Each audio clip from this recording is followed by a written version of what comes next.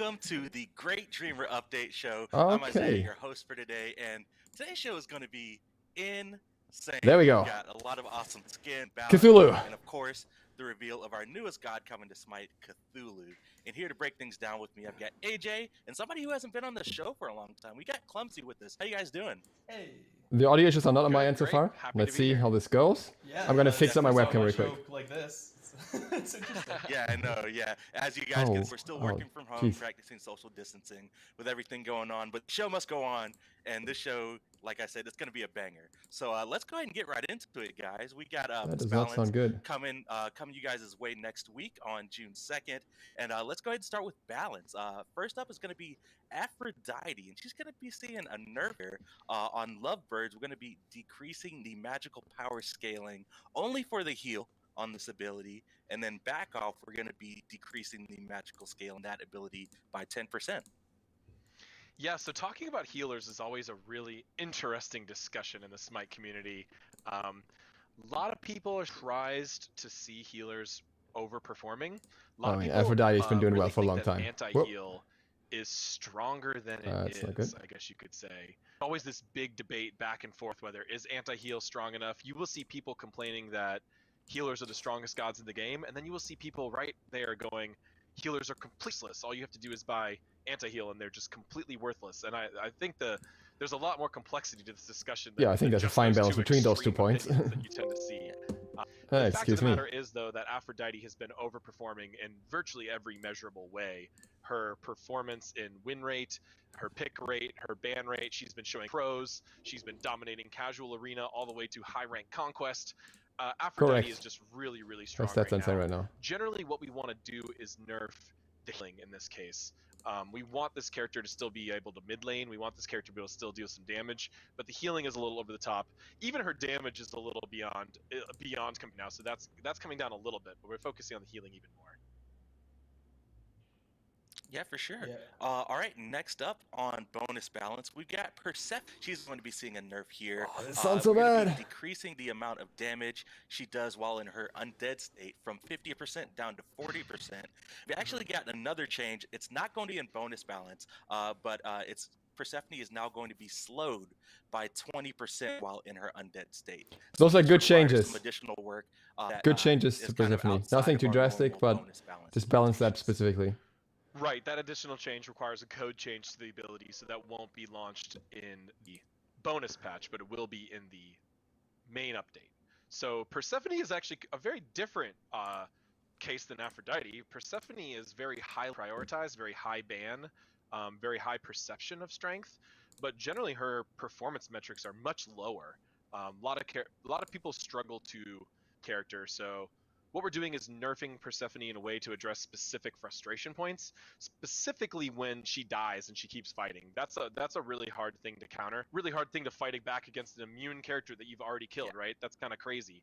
So adding a little bit more checks in place to prevent that.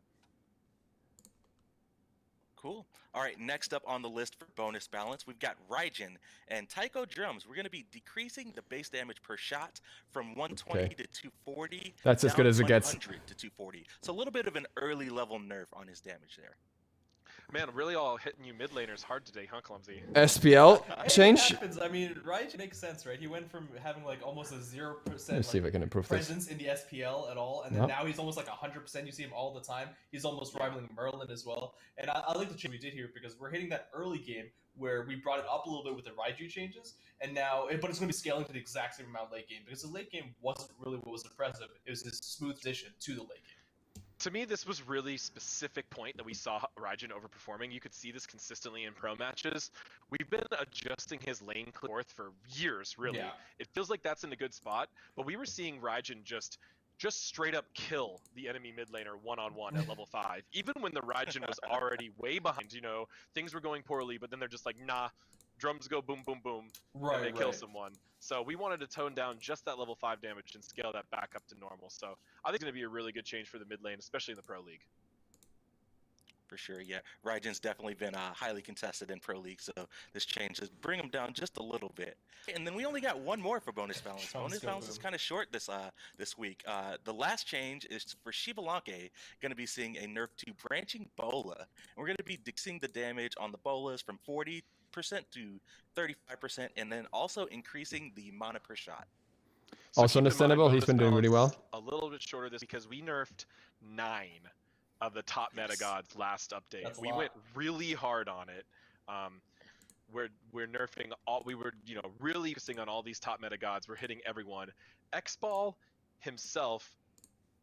Also, we put into this category of top meta. He is one of these picked characters in all of Smite ranked, especially high end, if not the most picked. Maybe tied with Sobek, he's up there. His ban rate not climbing as high, but his pick rate through the roof, performance absolutely through the roof as well. Just making a very slight tweak here, not a super huge nerf, bringing back that branching bola damage somewhere in between where it was before, adjusting these mana costs yet again. This has always been a difficult balancing point for X-Ball as well, but the current mana costs are just, we think, way too forgivingly low. Not limiting him at all, and with the bonus branching bola damage, those two things combined. So toning these back just a little bit, this character being one of the most picked, most played hunters in the entire game, this is a really fair change for him. Yeah, once you have a Hunter's Blessing, you're pretty much, I think, almost mana positive when using your branching bolas in the early levels. So it was like a no-brainer to just keep. We're not going to give up on the green screen. We're just going to go green. So now you actually have to think about it a little bit more. Yeah, or it's going to constrain his build a little bit more. Yep, cool. So that wraps it up for bonus. It's heading you guys' way next week, Tuesday, June 2nd. We also got a few really cool skins coming out next week as well. And we're going to start it off with Caustic Size Nuwa. And this is one that looks really awesome. It's kind of in that theme. I believe we had a emoji there we skin, go. Sort of in the same theme earlier, but she's looking awesome. Never mind. Fixed it. Yeah, beautiful. Kind of your radioactive. Wait, why does it stop showing? Villain. Okay, that's interesting. That's super. That looks like, yeah, I see what you mean now. By it's like the same theme as the emoji, but like same like genre, and I like that a lot. And now love the gas. We gotta hype up the effects. You'll have to go wait to see on the PTS or when they launch or through the. Why do I feel like we've only seen this? Those, but for Ultimate, was it data mine? Big mushroom cloud nukes on everybody. Yeah, we did see it in data mining actually. That is is super awesome. Badass. Sweet. All right, next up we've got Vamp Tech Camazotz, and Camazotz hasn't had a skin in a very long time, and this one is we've seen all of these. Amazing. Like, look at this. This card art is awesome. I love this. The card art really does an awesome. Gives you that kaiju versus mech like grand scale. Exactly. And we were really excited to try a mech on He's such a brighter in game humanoid, unique character shape. Really different than a lot of our other mechs who are more traditional male humans. So really unique there. That mecha spine is super cool. I think it works really well on Camazotz. I know. I'm loving the colors and all the mech skins. I love like the tiny little details we always put in the armor. It's like little Easter eggs in there that you find. It's super cool. Yeah. Just right, happy to get a skin who's not got one in a while, right? Yeah, for sure. It's been a long time, a couple years, I think, for Camazotz. But he's getting one in grim moments. Next up on the list, we've got Spell Chanter Apollo. And Apollo is looking super clean in this new skin. I'm loving it. I mean, I know for several gods we can say like, oh, this is the god, this is the skin for the god that I'm going to be playing. I think this is it for me. It's going to be kind of close for the Smite Kart Racer Apollo. But, this is awesome. This one's really cool. It's a more magical take on him. For sure, yeah. And I've got a couple notes here on Apollo. He's going to be available in the Adventuring Collection bundle. And this is kind of a new bundle system we're doing for this skin. This bundle is going to include this Apollo skin, 2 profile cosmetics, and 3 past exclusive skins for Achilles, Nox, and Neath. So you can get the bundle, but if you already own some of the past exclusive skins, the bundle is going to be discounted for you. Right. We're combining these skins into a bundle that a very similar skin theme. So for people who are really big fans of certain types of skins, you can get them all at once. A way to get a couple of the older ones you haven't had access to. And if you already own those, you'll be able to get the new one for a really good deal too. Exactly. And if you don't want to purchase the bundle, you'll still be able to get Apollo direct, just like we've been doing for all of our exclusive skins recently. Oh, nice. Awesome. Cool. All right, and then last up, we've got Wave Rider Awelish, and the community has been asked for summer skins for a long time. Nice. And I'm gonna happy to try and deliver. This one fix is the super audio Nice. by Summer scaling this skin, down. yeah. So maybe a lot maybe that helps. I Summer doubt it. SMITE of the old days, and we want to do a summer skin this summer. So this is our premier summer It's skin on of their end, I 2020 think. on that awesome jet ski. Oh, and it Oh, freezes man, again that as well. is Oh, awesome. fascinating. Reminds me of that old game. What was it, like Hydro Thunder or something like that? Yo, Wave Race from N64. Yeah, Wave Race. That's what Wave that's Race. all about, Yeah, dude. no. I love that Wave Race. I don't know why they don't restart the So- stream, but hey, sorry. Can't do And anything I've about been that. playing this skin and playtesting. It's been really fun. Awesome, yeah. I love the blues and orange. This one is for awesome. So that is the last skin headed your way on June 2nd, and that wraps it up for the bonus update. We're through that pretty quick, guys. Let's move on to some community news. So this weekend for you guys, we've got a party up weekend going on. So if you're at home chilling, want to get together with your friends, you can earn 2 times favor worshippers and XP if you're a party of 2. But if you're in a party of 3 or more, you'll be able to earn 3 times favor worshippers and XP. So Oh. the more friends you've got, the more Nice. rewards. Dang. I know, right? But never a better time to grind out some worshippers with some buddies. Why did it not even promote that? Why did it say All it right, 2 and then times? next up, I just want to remind you guys about SPL coming up this week. Phase 1 is winding down, and the league has been absolutely incredible, especially towards the second half of this phase. Everybody's looking super competitive, and Radiance versus Ghost on Friday is what I'm looking towards. It's been really fun watch this year. All of the games feel really close. I feel like it's any this land is going to be anyone's. Yeah, it's going to be absolutely amazing. Cool. All right, and then a couple of notes for some stuff that's coming you guys' way. Next patch, we've got another bundle from Red Bull Records. We're going to be featuring the band The Aces. They're going to be having a music theme, jump stamp, cosmetic avatar, all that cool stuff. And then also, if you guys missed out on some of the past Red Bull Records stuff, we've got the Red Bull Records music chest that you guys can roll and able to unlock all of those past music can't just be themes, me, like yeah. AWOL Chin, Beartooth, Flaws. I'm I gonna know a lot of people have been I'll loving check, rocking yeah. those music themes, especially AJ and his AWOL Nation. So People be ask sure me if about you're it all the interested time. in I those. love that fact, dude. I've been rocking it since day one. I know, it's awesome. So if you want to, get a chance at those themes, you can roll that chest. And then last but not least, we've got the Ruby skin back next update. So if you missed out on the Ruby Battle Pass late last year, you guys are going to be able to unlock Ruby Rose Thanatos, Waishni Freya, Blake Belladonna, Amaterasu, and then Yang Xiaolong Terra, as well as Classic Ruby Rose. They're going to be available for purchase in-game for a limited time coming in this next update. So if you guys missed out, definitely be sure Interesting. to I didn't know they take bring them back like that. Cool. Nice. That wraps it up for community news. And speaking of Ruby, if you guys aren't familiar, we've got a trailer to show off for you guys. We'll be right back after the break. Oh, I have a strong feeling that this might be copyrighted music, so I'm gonna have to mute this real quick. Oh, God. They couldn't give me a warning, could they?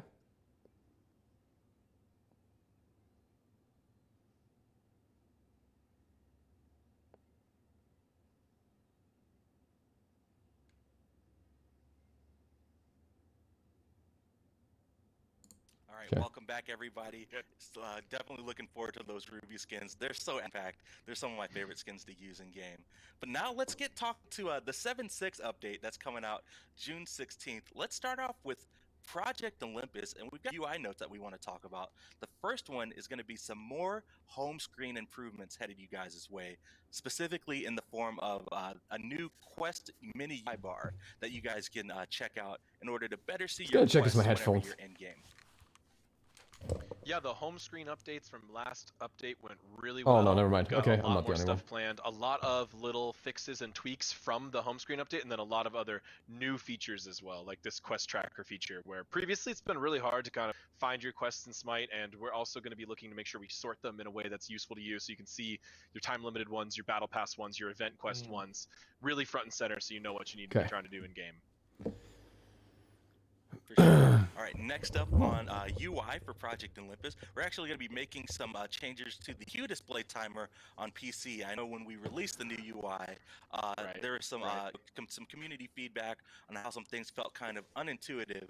So you're now going to be able to the X with the name of the queue. It's now going to cancel the queue that you're in, and then also clicking the timer bundle.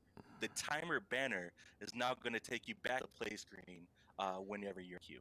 Right, we split that one button into two buttons with more specific functionality for the two. It's really nice. It's a good improvement. All right, next up on Project Olympus, we've got a gameplay change, and then this one has been talked about.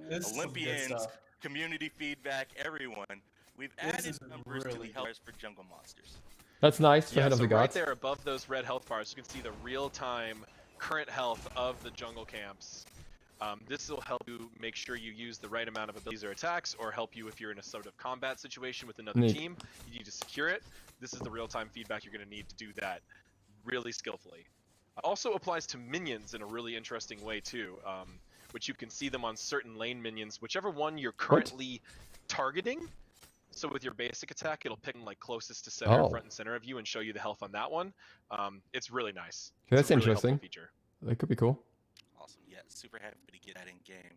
But let's go right into balance, and we're going to start off with game modes. And we've got some changes to duel up first. We've reduced the level factor and respawn times 50%. We've increased the match time factor by 30%.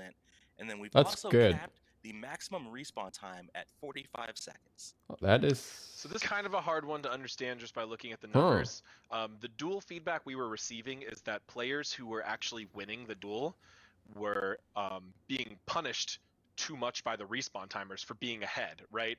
In Smite, generally, we do a little bit of snowballing and counter-snowballing feature, right? And the way respawn timers work, you're ahead, your respawn timer is going to be longer than the player behind. So we're maintaining that truth. Like, if you're ahead, your respawn timer is still going to be a little more than the player, but we're significantly reducing it, making it closer, so we don't punish the player who's ahead so much. This is what we want to make sure that players who are being aggressive in duel and attacking and fighting and going for objectives aren't getting really punished just by one mistake in the late game when they've been ahead the whole time. So this is going to be a small change, mostly geared towards the feedback we've gotten from a lot of Olympians and duel streamers. So we really appreciate that feedback. Yeah, for sure. All right, next up, we've got change to Conquest here. Totem of Coup, we're going to be increasing the team-wide bonus from 20 to 25. Yeah, this is a small one. We're not going to get too into it because Clumsy and I are about to talk a lot more about. They want to push out Sobek in a second. We want to encourage aggression, and we want to make it feel like gaining an advantage in the solo lane actually matters overall the scope of the game. So we're increasing the reward from this div a little bit, but we have other things to go along with this concept. Cool. All right, speaking of solo lane, let's get right into it. We're going to move on to items.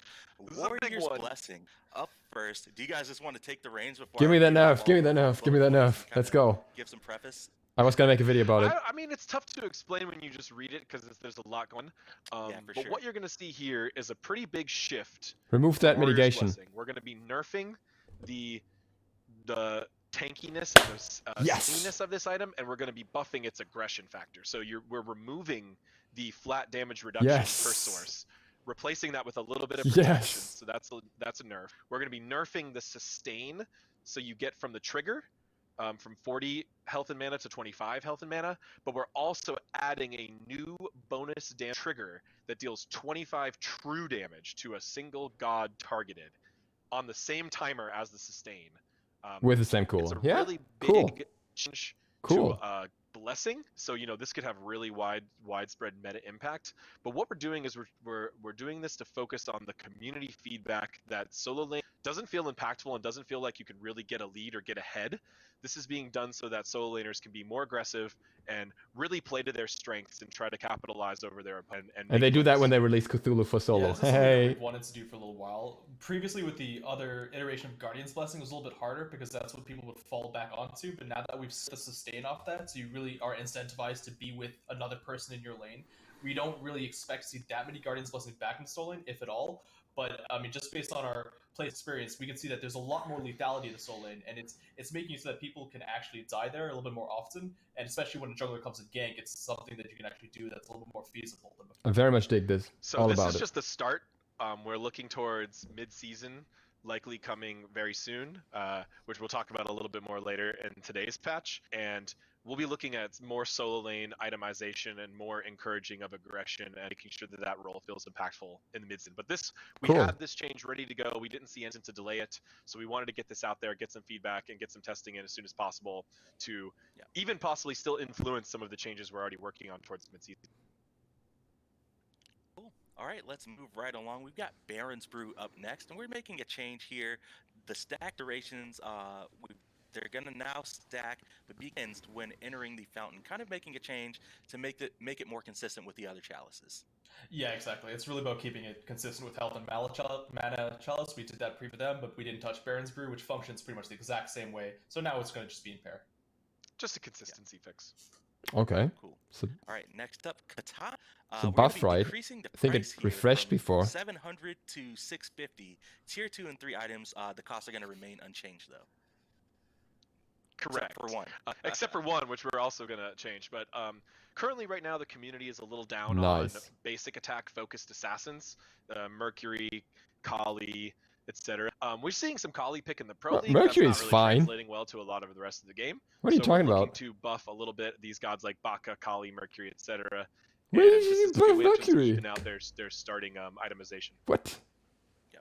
Overall good, but All right, what? Let's move on and let's talk about Golden Blade. We're going to be decreasing the cost from 2,200 down to 2,000, and then we're also going to be increasing the attack speed from 15% to 20%. Nice. An item that certain junglers rely on getting this really early, so we're just now that this is melee only, we've and doesn't work on abilities like Mercury's. We've solved a lot of the break case of this item, and it's pretty safe to buff. So this is a pretty big Arachne buff, possibly Bakasura, Kali, some other characters like that. So I dig possibly it. a pretty big buff. So we're really interested to see what happens. Players' perception of those characters is pretty low right now. And with a lower price point, it's possible you might be able to flex this back into Soul Lane as well. Get maybe some assassins in there too. Bring us Baka back solo, to bring it back. I love me See some you guys see that? assassins. I love me some assassins in solo. Cool. All right, and then the last category for items is a big one. Movement speed. Let's talk about movement speed, guys, before I go down and list everything that we're doing about it. Yeah, so recently we've seen a movement speed meta most popular in the solo lane on tier.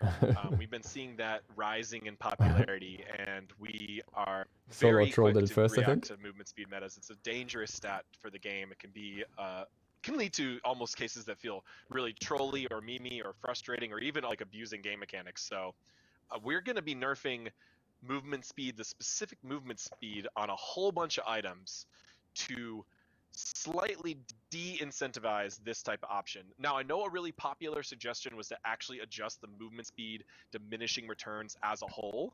And Clumsy and Pawn and I, we completely roughed out a whole plan for this and really tried to compare the two against each other. And really, we were concerned about changing the diminishing returns rules because it was almost certainly going to affect gods in ways that we don't intend. A lot of gods already cross into this kind of middle tier of DR for movement speed. It's very common for you hitting that AA threshold. gods do it all So the time. adjusting that is going to nerf assassins. all the movement speed of a lot of characters all across the game. So No. specifically, we chose to focus on items instead. Not travelers. Not Solari. Oh no. So yeah, I'll run through it. No. All the items are going to have their movement speed decreased by 3%.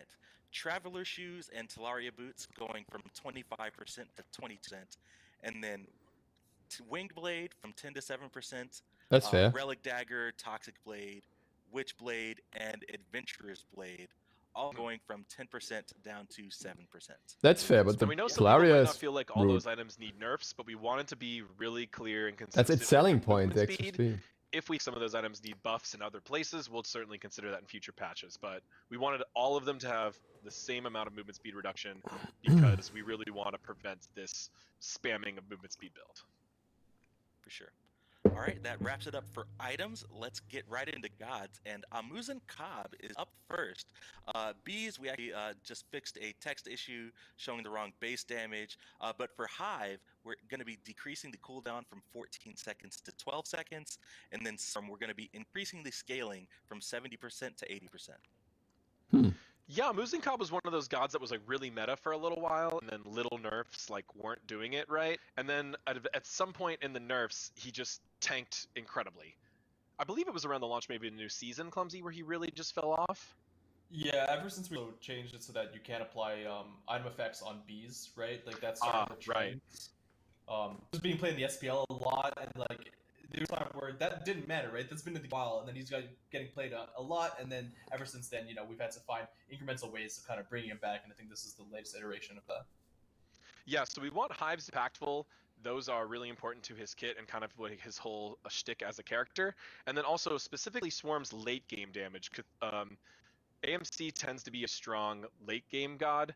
When he's too good in the early game as well, that's when we get really scared about him overtaking the meta. Yeah. So we felt safe about buffing Swarm's scaling, not base damage. Cool. All right, next up on the list, we've got Baba Yaga. I'm neutral towards this change. Creeping Cabin or passive, just a note on and clarification on a bug fix that went in this patch. It is intended for Baba Yaga's cabin to body block players. We fixed some instances where that wasn't in the last patch. There was a lot of confusion, so we want to clarify, yes, it is intended for the cabin to body block people. Next up for Home Sweet Home, her ultimate, decreasing the minimum fire range from 10 down to 4. Oh, Baba Yaga is now going to be immune to backpedal and strafe penalties while in her cabin. that is And strong. then last up for Blast Off, she's now going to have knock-up immunity and damage reduction during the pre-fire animation. What? So a lot of quality of life buffs, I guess you could say, for Baba. A lot of people actually think she is already strong right now. Finding a lot of ways to make sure she feels good to play. Just saying. She still needs performance improvements after this. Certainly go back and look at some damage numbers and things like that. But we were focused more on application of her abilities. So Blast Off, interrupting Blast Off is kind of a really important part of her kit.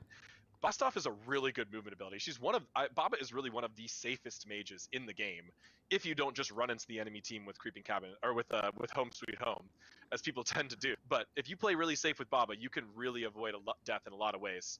So we're making Blast Off's rules more consistent across it. It had essentially a short setup time and then a pre-fire time that were behaving differently. So now that's all going to behave the same way. You still want to go ahead and try to stun Baba out of this. It's a really big point of counterplay against her. As for Home Sweet Home, we really just wanted to improve the control. So now you'll be able to move omnidirectionally all at the same speed. It's going to prevent people from running in and getting themselves killed with Home Sweet Home, as they tend to do. And then also, if you happen to get dove while you're in the cabin, you'll be able to look more down right at Baba's feet and throw those projectile points. I think that's really strong. Which is a really strong strategy if you get collapsed on, actually. Yeah, for sure.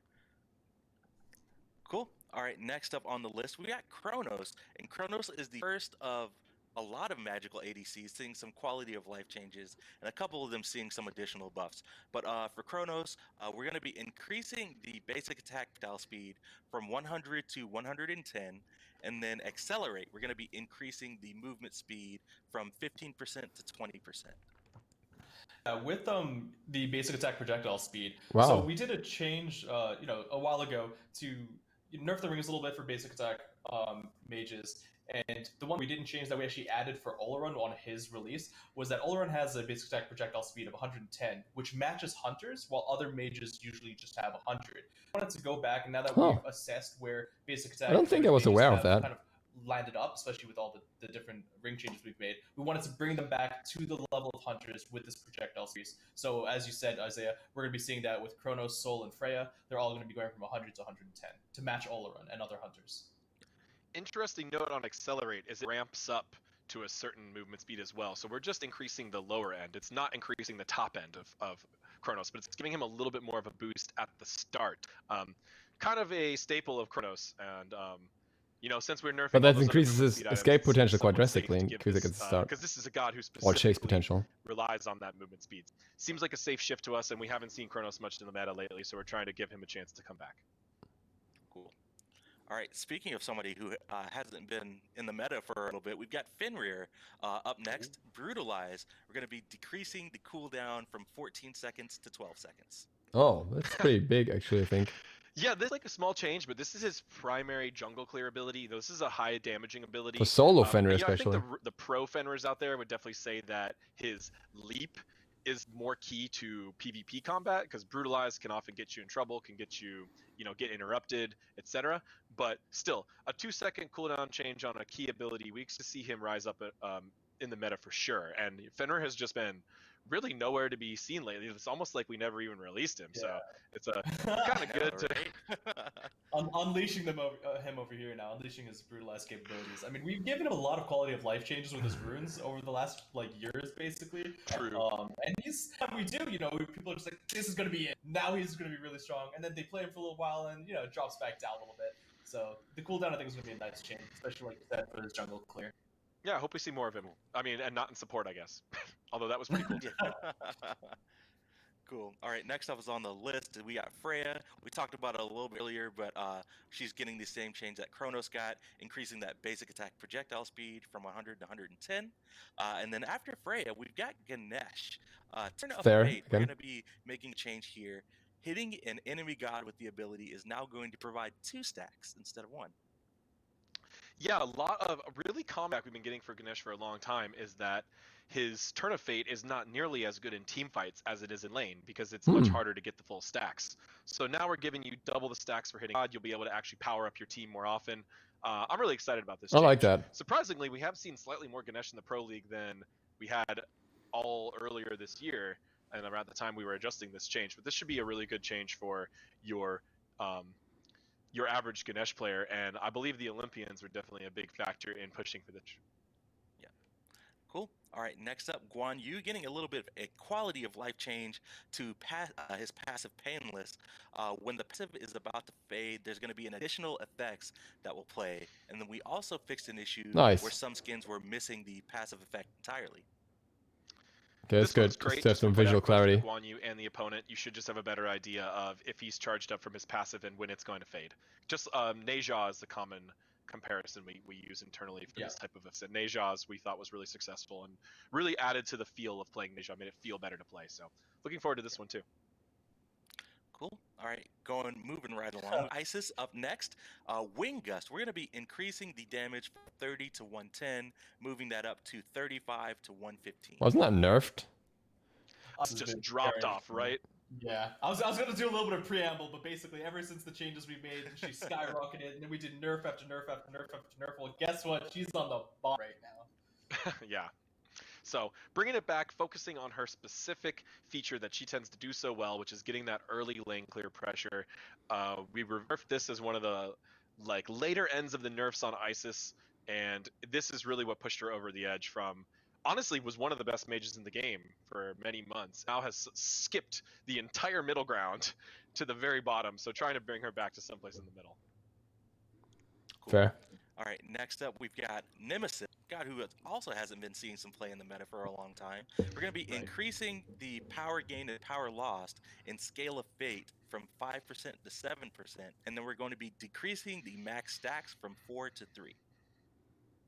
So we buffed Nemesis recently, and we got pretty clear feedback that it was not a very satisfying buff. Still trying to be careful with Nemesis. We have been through Nemesis metas in the past.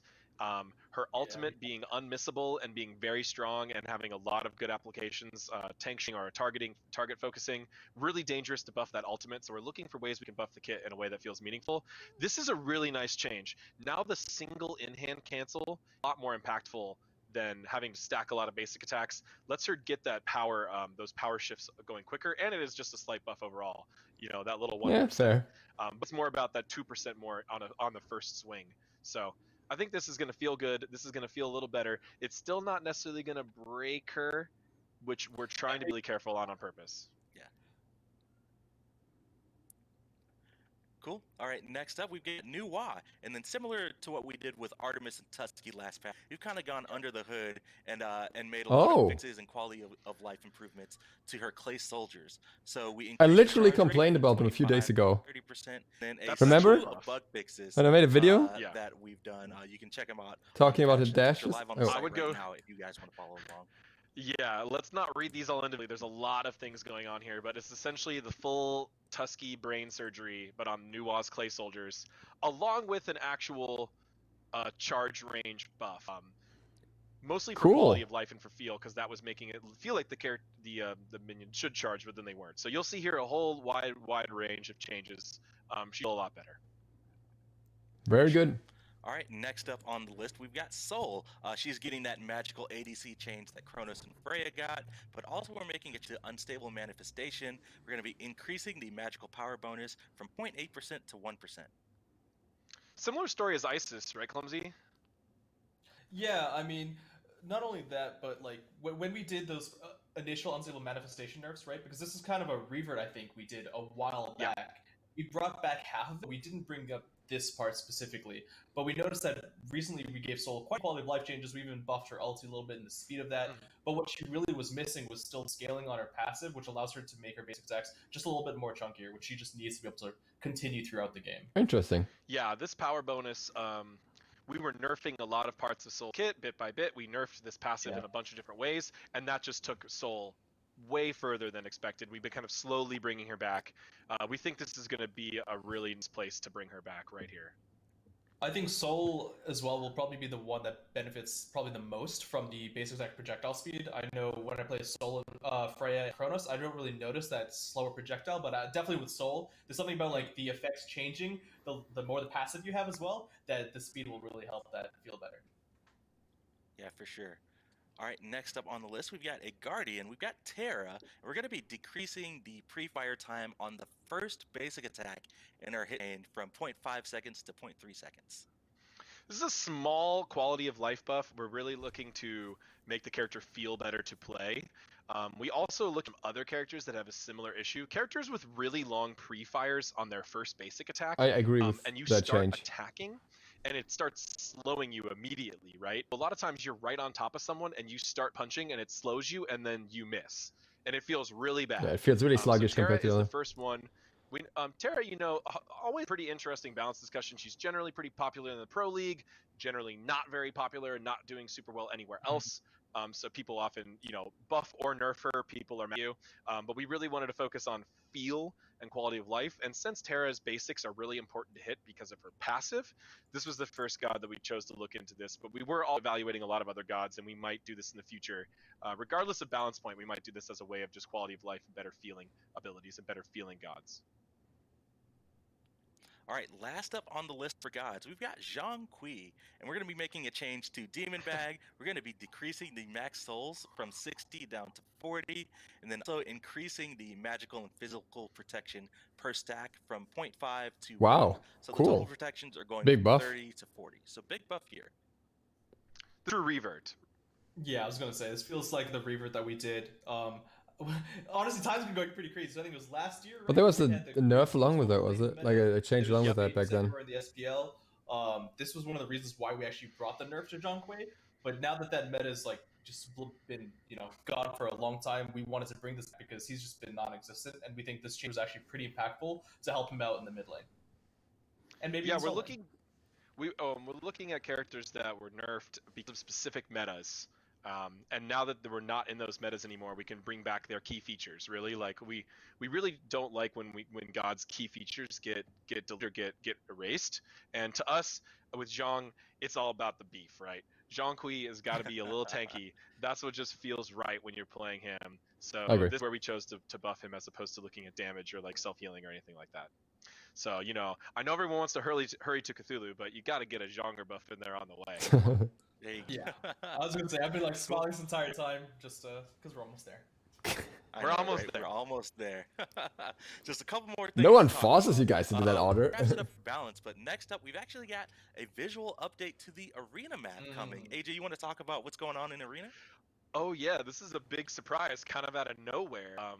We have been working a lot on our maps, and we have a lot more interesting stuff coming up. I can't say too much about it yet, but in this update, along with Cthulhu, is coming the Cthulhu Arena. It's going to be an art update to the base arena. It's not going to be a new game mode or anything like that. It's just a full art update. Whoa. The arrival of Cthulhu, the arena has sunk to the bottom of the ocean and has been corrupted that's actually by all sorts of creepy cool. Cosmic horror AF. underwater creatures. You're going to see the environment art completely changed. I love to this. be in this underwater space with a lot of like new overgrowth and tentacles and other creepy things. I'm an You're arena also main going to now. see the minotaurs remodeled, as well as the jungle camps and the minions changed. This is amazing. Some changed a little bit more than others, but all of them changed to fit the new theming. Yeah, this looks super cool. Oh my and god. just the fact that you're gonna be fighting like in an underwater abyss is like super awesome. It's so cool, And the dude. environment art, all the tentacles, especially that chaos side, man, it looks. I don't even super care cool. so much about the tentacles, but the the underwater minotaurs theme. look so badass. The new minotaurs. There's too. one that's more like cosmic horror themed, and one side is more deep sea themed. And we're focusing on arena this update, but I am going to confirm right now that next update is mid-season, so you're going to get a lot of changes to itemization and larger scale meta changes, as well as conquest changes, and there'll be a lot of big announcements next update. So just We're already at arena's mid-season, just the start. I know. Yeah, right? we're already It's at crazy. mid-season, I know, Mid-season so coming up Oh. soon. So we're looking at arena now, but a lot of updates for mid-season and conquest coming next update, and some big announcements for the future of Smite next update. So even though we're Nice. psyched about Cthulhu, I mean, next update show honestly still rivals Cthulhu, as crazy as that sounds. I know Oh, you don't believe me definitely. right now. It's nuts. You're just gonna have to wait and see. You're just gonna have to wait and see. All right. Cool. The All right, arena let's go also ahead has and talk one about some of mechanical the- change. Oh yeah. Was go I on going to that arena. too? One small mechanical change. Sorry, Isaiah. We're adjusting the way minions give tickets via last hits. Now, arena will give minions will subtract tickets as long as they were recently damaged. Like the same types of rules for XP and gold. So last hits won't matter as cool. much in arena. We had a lot of players Convenient. always kind of asking us. I mean, the game is tied. It's 5-5. We've been playing there. We've been killing the minions, but for some reason we're behind a bunch of tickets. I don't understand it. So really, that's what we're looking into. Making this just like a more consistent, more understandable experience. Should not change the balance point of arena too much. Cool. Well, it makes it better, All right, actually, in my let's opinion. get into some of the skins that are coming out in the Great Dreamer update, and let's kick it off with your boy Fafnir, AJ. Sin of Greed Fafnir. He hasn't gotten a skin in Oh. a long Finally. time, but this is That's looking super cool. absolutely amazing, and It's the like a Imp and the Dragon goblin? are super awesome. Yeah. People have been wanting That's kind of sick. demonic skins with a little bit of a 7 deadly sins kind of theming before, and as we were talking about Fafnir, he's all about greed and gold. We kind of went in on that. You have here a very I dig it. different take on him in kind of different shaped armor, and he's missing his eyes and face, almost like his helmet is fused into his His body. skin is so red, It's it makes my really face cool, look red. I did design Fafnir, one of my favorite guardians to play. And poor fella just hasn't gotten skins in quite a while because he's I not know. super popular outside the pro league. So here it is, finally 4 years later or something, we did it. I know. And then another guy who hasn't gotten a long skin in a pretty long time is Hachiman, and he's Oh, going to yeah. be donning the Fun Apocalypse theme in his skin. It's my favorite fun apocalypse just from Yes, this the one's zebra crazy. head. That card the art is zebra creepy. mask. I know, The guys right? in the It's back supposed to are be saying, creepy. No. I think that's what makes these this genre really stand out. Yeah, for sure. So he's going to be joining at that sword. Uller and Shibalanke. Does it say Smite Golf? Next I adventure? love this It's theme kinda because like- it's such a unique post-apocalyptic universe. It's like part scavenger, part Clash of Clans, part warriors. You never really know what you're going to see here, and this character has so many cool details in its armor. Yeah, I know. I love the jack he's got on his back with the arrow quiver. It's super cool. It's a golf bag, I think. Yeah, That's a sports Yeah, It looked bag. like a jetpack. Maybe it was a golf bag. Like Who he knows, just who went into knows? the store and looted that thing. He was like, "Yup, this is gonna work," and off we go. I want Smite Golf now. That's what I'm here for. All right, next up on the list coming in, the last chapter of Grim Moments is Senshi Bologna, and this is right up my alley. You guys know I'm all about the anime. Oh no. And this Oh one no. looks super awesome. How many years, Isaiah, have we waited for anime schoolgirl Bologna warrior? I know, so Oh, no. many years, but I it's believe there was like cool. some fan concepts floating around from Bologna launch asking for something like this, and we've Oh, no. finally found a way to reinterpret it in our own way and make it really unique to Smite, but still fit the genre. I think it's awesome. You're the expert Yeah, though, I know. Isaiah. Oh, You're the no. expert. Yeah, she's heading This to class during all the we're day, gonna and then see the now. after-school club. She's just a demon hunter. That's all you It's need. really That's the nice. as plot. well. It is well executed, I'll give it that though. With the Cool. The All weapon right, at the arm. And then the last up we've got for the Grim Omens Chapter 4, we're going to show off the chapter reward, Striking Machina Ymir. And this one looks super Damn. cool. All the details and stuff are awesome. That's a Ymir skin. Yeah, we really tried to push it here with I mean- Ymir, changed his core body type in a way that makes Don't it give feel Ymir unique. skins, but wow. This one is a tier 4. It has some additional animation changes. His ultimate animation, he kind of like almost like rearranges his body part into this swirling power. There we go. Oh yeah, look at that Nice. fancy wall. Oh, I love the like even the details in the wall and even his model. Like you can see through like the little openings from the constructs. Oh, floating what? around. It's- Oh, that looks so cool. But I'm here for the ultimate. He's got almost like a rocky and electric feel to him as opposed to icy, which is really cool. Yeah, it's awesome. All right, let's check out the ultimate. What? Nice. Oh my Yeah, goodness, sick. that's It's insane. like a generator almost, you know? All right, I'm not even. I don't even play Ymir, but this is But sick. yeah, this is the unreward for Chapter 4 in Grim Omens. As long as you guys get everything in Chapter 4, you'll get this skin for Ymir. No worries if you've already bought all. You've got that Tier 5 Hu Yi, and you'll get this Ymir skin whenever the patch launches. Nice. Next up Love on the list, let's check out Nautical Legionnaire Achilles. This one is super cool. He's kind of like a deep sea warrior. Ooh, fitting with the arena skin. How fitting for the Cthulhu patch. Yeah, nice. I know, right? It's like we planned it. Is he fighting against it? That's what it looks like there. He's trying to fight. It for sure his life. looks like it. Oh my goodness, so the you- details. That are is super cool. This one, of course, also features the armored, which we're seeing at now, and the unarmored stance, which, you know, he has a fully modeled and rigged face, an animated face underneath that. It looks really nice. Well, we want to see the face. Kind of along the lines of some of our other D skins, Nox and Vulcan, but we hadn't done a real kind of male deep sea character, right? Vulcan was more of a pushed in the creature direction. We have Scylla, and so this kind of helps round out that theme in a really nice way. I really like it.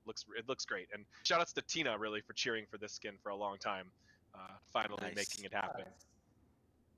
Cool. All right, we've got just a couple more skins coming up for you guys. We're getting into summer. That means it's time to start talking about Independence Day coming in July. Kind of want to see We've got Achilles' Achilles effects as well, coming like if he in has the water Independence abilities. chest. The first one is going to be Freedom On the one, Retriever it's cool. Anubis, and he is a good boy, as you guys would like to say. What?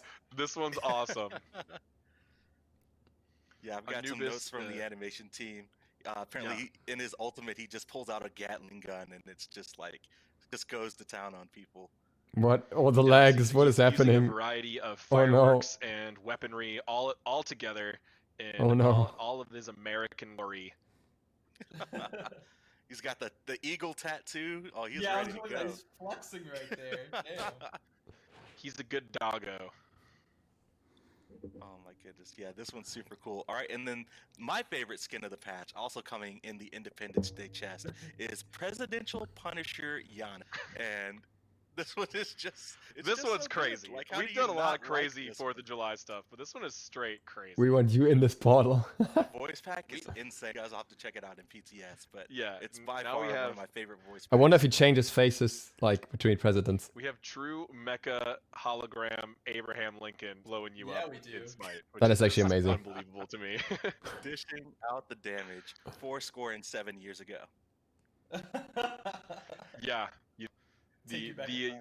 4th of July skins are always a really fun brainstorming process, and always trying to come up with some crazy stuff. And we're pushing ourselves harder each year. It's you know, we keep saying how we gonna top last year, and like this is some pretty crazy stuff. For sure. Super excited. All that stuff is coming your way in the Great Dreamer update. But there's something else coming your way in the Great Dreamer update. Let's It's go. time for us to finally show off for our newest god, Cthulhu. Prepare for madness. It If you starts skip to right this after point, this the audio issues are on their end. Nothing I can do, unfortunately.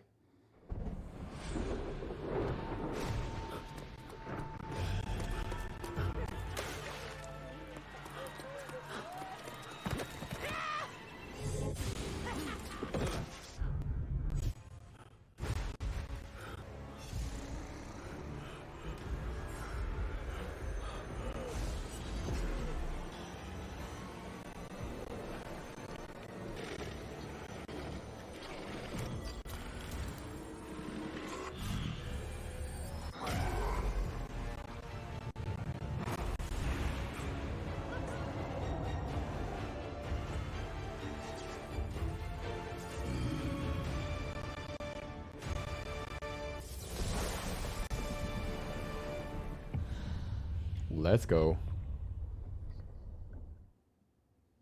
Man, I get goosebumps. Final shot every single time. It's so good. But let's go ahead and get right into it. Oh, man. Oh, it's so good. Yep. Cthulhu, guys. Who is he? Who is he? Tell me about Cthulhu. Well, Cthulhu is the most well-known creature from horror mythos, crafted by some early English literature of the author H.P. Lovecraft. Lovecraft's unique take on horror in a way that is like infinite despair and hopelessness, and making us feel like just tiny specks in this infinite universe of way more powerful creatures. It was revolutionary for the time and really unique, and has created a whole genre of games, movies, TV shows, and additional literature. Cthulhu, one of the most well-known and most popular characters from that mythos. Cthulhu himself is specifically the high priest of the great old ones.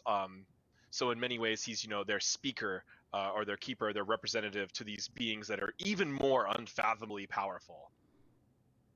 Yeah, he's primarily featured in the story Call of Cthulhu by Lovecraft, and we did a lot of research into who he is and how he belongs into SMITE. Generally, we've been focusing on Cthulhu in Lovecraft's works. We haven't really looked into the greater Cthulhu mythos as a whole, because that incorporates a lot more from the co-writer and publisher and August Derleth. So there's a lot more that can go into it, but just in general, in SMITE, Cthulhu is, like AJ said, the high priest, and there's a lot of bigger, badder, scary things out there.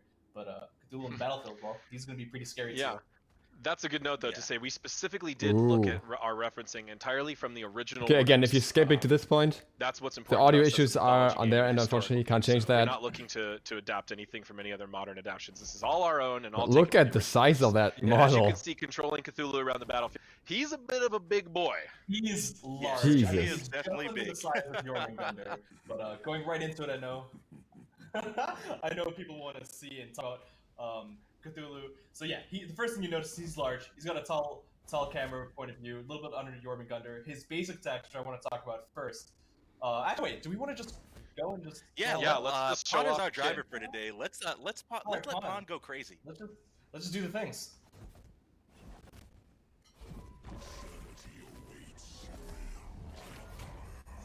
Oh, that's the channeling device that we saw. 2 channels, okay. Jesus. Oh There my he is. gosh, this is nuts. Oh, he does have extended basics for the old. Oh my god. Oh, this is so cool. Yeah. It lasts so long. Insane. The big playable character. He gets larger. I know some people were nuts.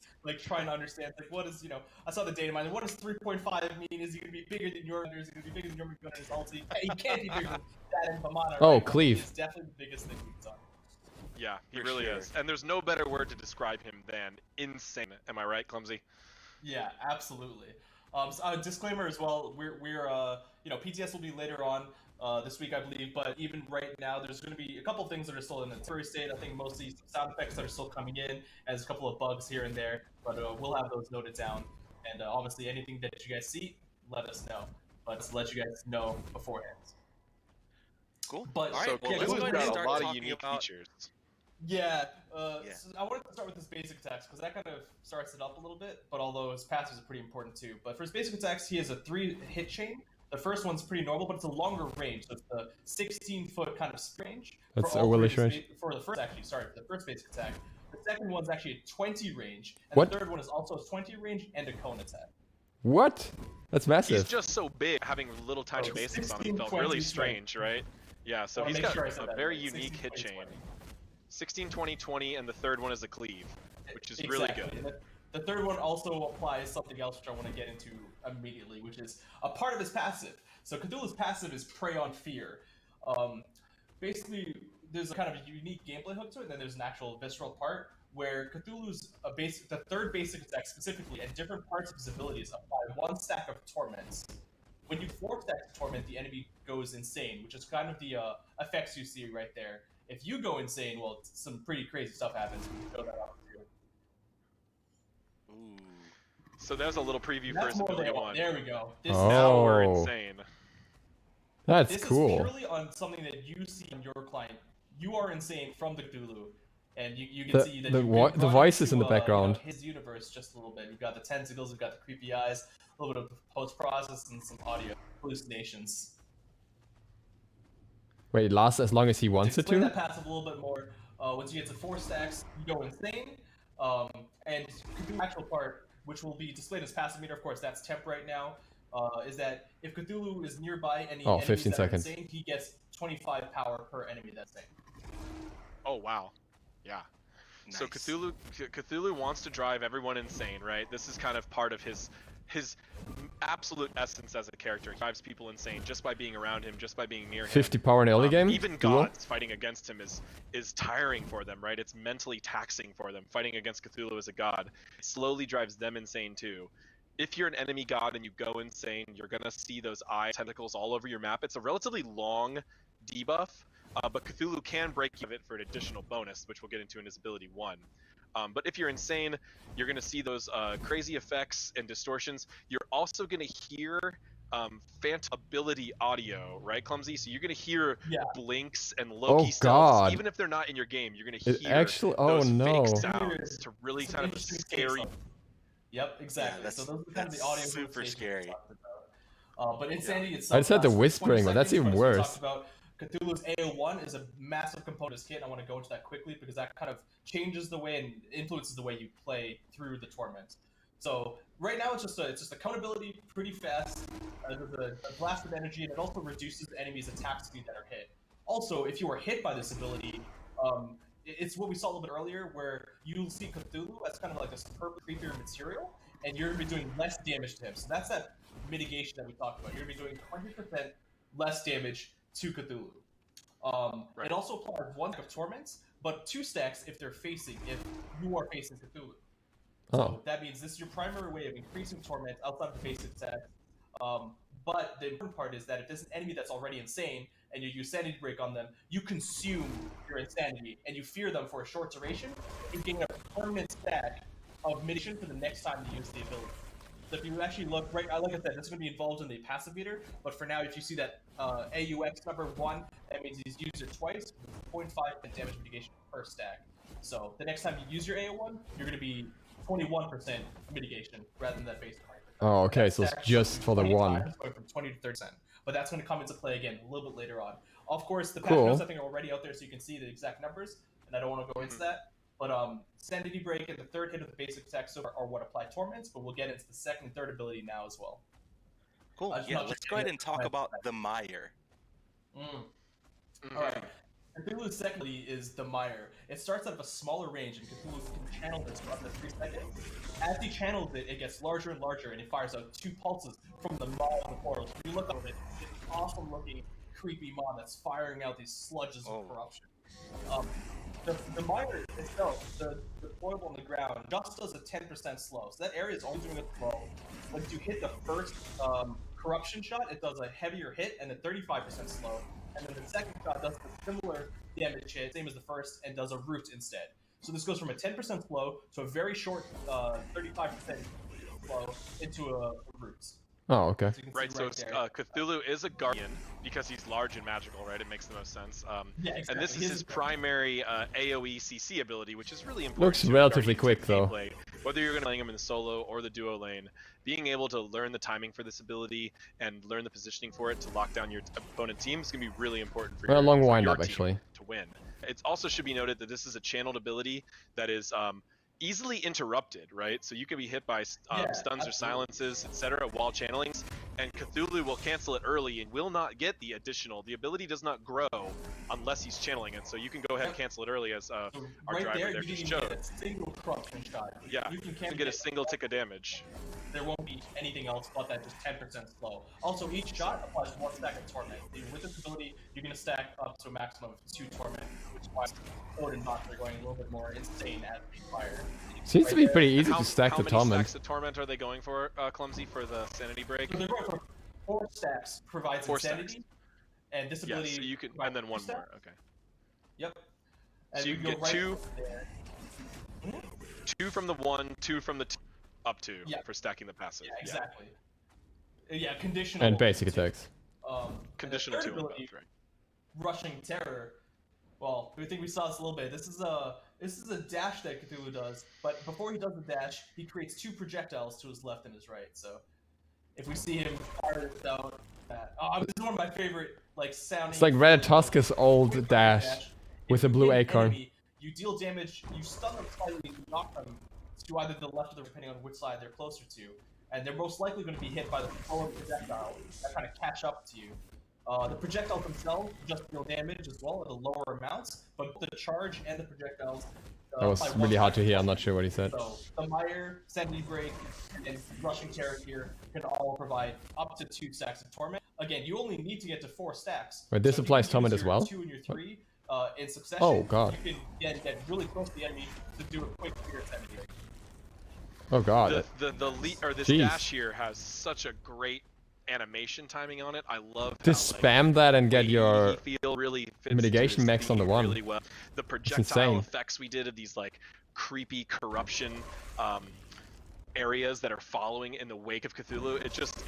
This ability really tied together thematically and is just really useful for his kit in a way to gap close, so he can continue to just wail on opponents. It has a little bit of delay on canceling, so you can cancel out of the charge, but you can't do it immediately. Oh, that's a good point. Good point. Yeah. All right, let's go ahead and get into his ultimate ability, the grand finale, Descend into Madness. What's going on with this ultimate ability? All right, there's a lot of different things going on. So it is technically a stand switch, right? Because you were going to be gaining access to 3 new abilities. The first of which, Sever, is technically, I mean, it's not a basic attack, but it's something it's an ability we want to function like a basic attack. So it has a 1-second cooldown and 0 mana cost. But we'll get to that in a second. Then in the Madness, well, there's a little bit of burst damage, and you can see your input methods immediately that first hit, which is Sever. But around Descend into Madness itself, it does some damage. It also increases your max health by 30%, and it applies Sanity Break in an aura around Cthulhu. Now, what that means is that damage mitigation from Sanity Break, as well as that kind of quest mechanic of earning more mitigation Sanity Break, applies to the ulti. That 20% to 30% is mitigation he will always have in his ulti form, as well as the max health. And I think that's pretty much the transformation of the ulti that does. I also want to say we've had an amazing job. It's a little bit buggy right now, but Juan, can you take us into extra health and massive mitigation? What is going on? So one thing we wanted to make sure is that when you descend into Madness, we bring everyone on the battlefield into Relie, and you can forget my pronunciation of that. But there's still some tweaking to be done. But this is a little bit less noticeable maybe in Conquest when you're looking at Chaos, but in other maps as well. It's really, I think, pretty awesome. The artist did a fantastic job. Shout outs to Ramon. We definitely need to get a second perspective of the other Cthulhu alting if we can set that up. Fighting against this ultimate is just such a unique experience. You really look at an unbelievably huge character, and most importantly, as we really wanted when we were designing Cthulhu, we know it was really core to his mythology and his lore to be like a giant creature, wading out of the ocean.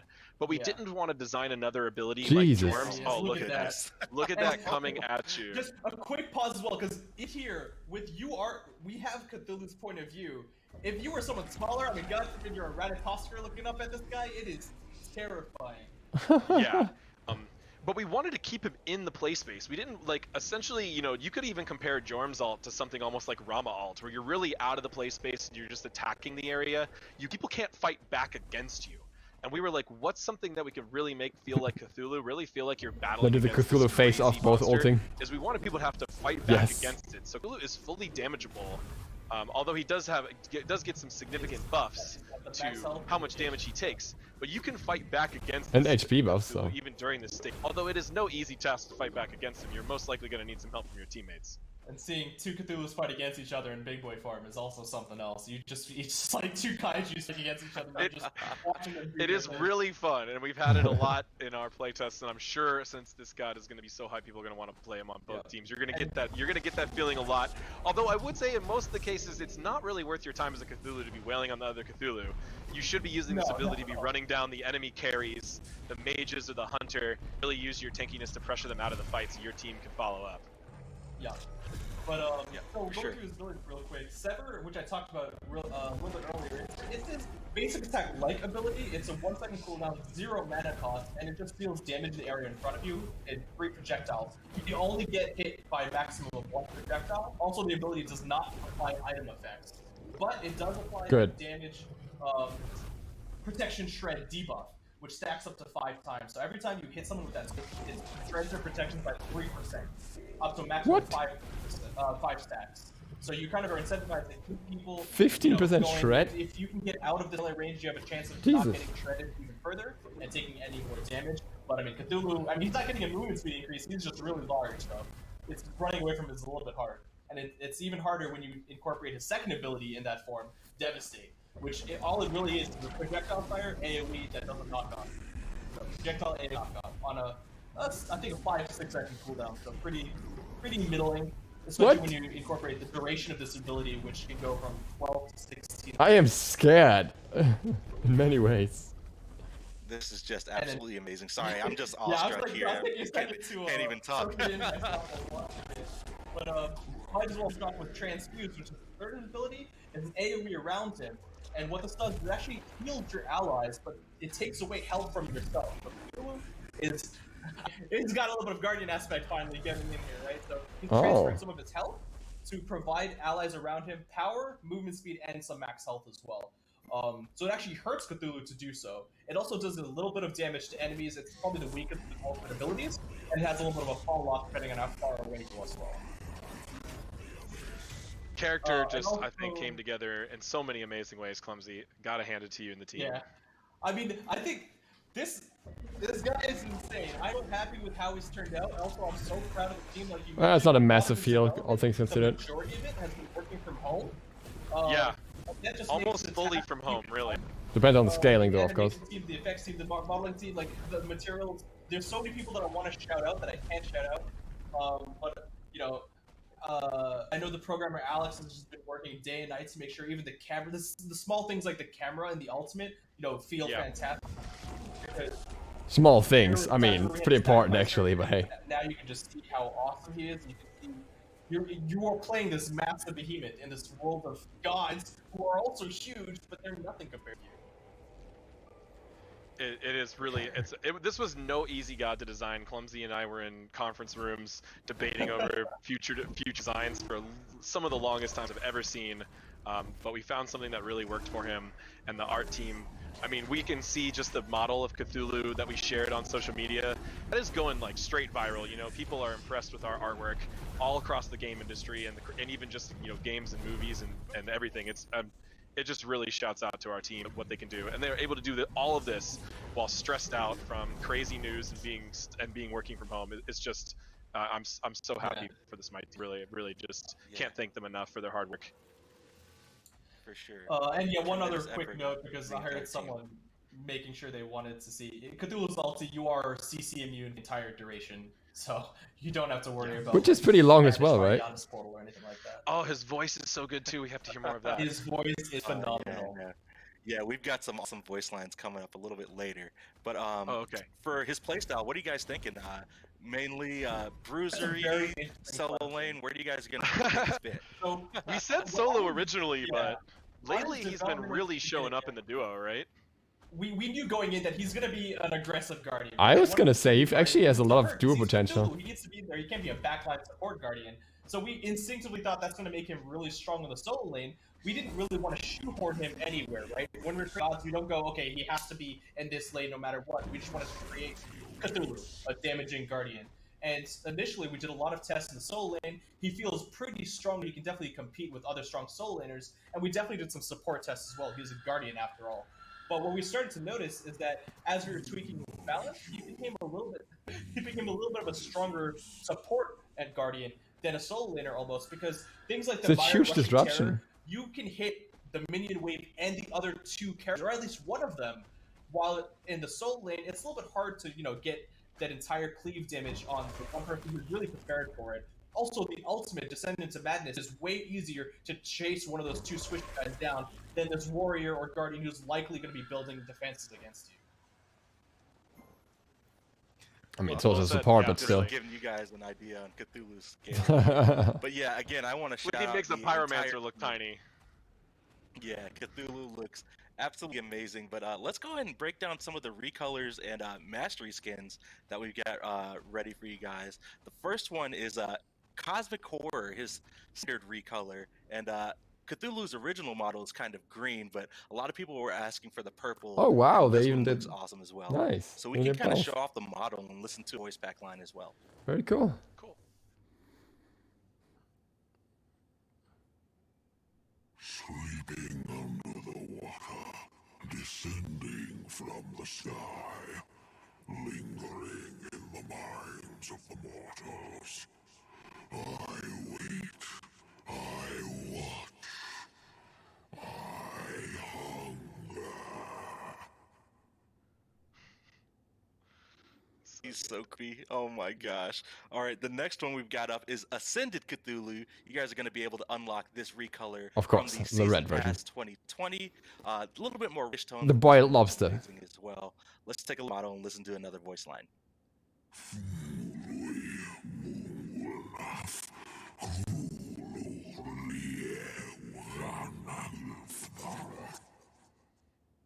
You'll be crazy if you think I wasn't going to add that line. Oh, of course. That you had. I was gonna say, I recognize that. Had to be in there. That was him speaking his native language, right? We're not supposed to understand that in English. No, that is purely from the story. Yeah, that is the invocation of a Cthulhu, Yep. right? Yeah, love it. Cool. All right, we got Mastery skins up next. We'll kick it off with his gold skin, and I believe we have maybe one more voice line that we can listen to while we look at the model. Cool. You all live a placid island of ignorance in the midst of black seas of infinity. Actually, that kind of works. The blue gold. This one looks so good. Oh, that works And better here's the though. Legendary. I love the black and Ooh, gold. Now- yeah. Man, so good. Yeah, we Always did a my lot of favorite. references from the stories, like I said, to make sure that what he says, his personality, and everything fits. Even the I diamond noticed a works couple of for questions us. on his, like, Wow. base green color as well. People expected, since the other skins were purple, but that is the normal color for Cthulhu. He's more aqua green and under the depths kind of feel. Oh yeah, he had to be green for the base. That's just clear. That's clearly described in the texts. But seeing the purples and the reds, the recolors, just makes it like you have all the I know, choices. right? And the diamond skin looks really awesome as well. We got one more point about Cthulhu before we wrap up. The Destroyer God. Cthulhu is definitely going to be destroying some things, but AJ, I think we have a little bit more to talk about, right? Yeah, this is a fun story. People Wait, keep what? asking us, you're trying to put the spoilers together, and obviously for this character, people were really trying to put the spoilers together. So we wanted to just give a little bit of clarity. So at the beginning of season, Wait, are they gonna say it's 5, not we hinted towards a Destroyer? destroyer god. Now that destroyer god was left really vague. It actually left vague kind of on purpose, because we had really about 2 or 3 gods narrowed down that all could have been the destroyer to us. What we can say now is that Cthulhu was one of them. However, though, we didn't like Oh. that timing for that god, so we changed it up, and we went into the god schedule that we saw now. So Cthulhu was one of those destroyer options, but that's not to say that we're still not very interested in the other destroyer options, and likely there might be even more destruction coming up later this year for the SMITE universe. Interesting. So don't really want to say anything about who we could be considering, but we just decided to take things in a different direction, and that doesn't mean that that whole concept is really gone, but it's also not really completed yet either. So those of you who still want to speculate about a destroyer god coming up in the future are welcome to continue your speculation about who it might be. I like You that. heard it here first. There's might be even more. Is this the first time they call him the Destroyer Destroyer God, by the way? coming in the Smite universe. Before they call him Destroyer, But that not a wraps god. it up for our show, guys. Thanks so much for joining me today and hanging out, showing off Cthulhu. We've got PTS coming out on Friday. Be sure to keep an eye on our social media channels. We'll be sure to update you guys whenever we have it ready for you guys. We all know that you're looking forward to it. We've got another show headed your way this week in Smite. Be sure to keep it locked, and we'll see you next time. Alright, and that is it for the live patch notes, but we are definitely going to do the patch and notes review and everything as well. Oh, Hindu, hello, what happened there? Oh, you guys can see it, good. And yeah, we're going to be back for more stuff in just a bit, depending on which video finishes uploading first anyways. With that, thank you guys so much for watching. If you're new to the channel, feel free to hit the sub button and maybe the bell. It helps me out and you'll be notified of upcoming Cthulhu content. This is now a Cthulhu channel.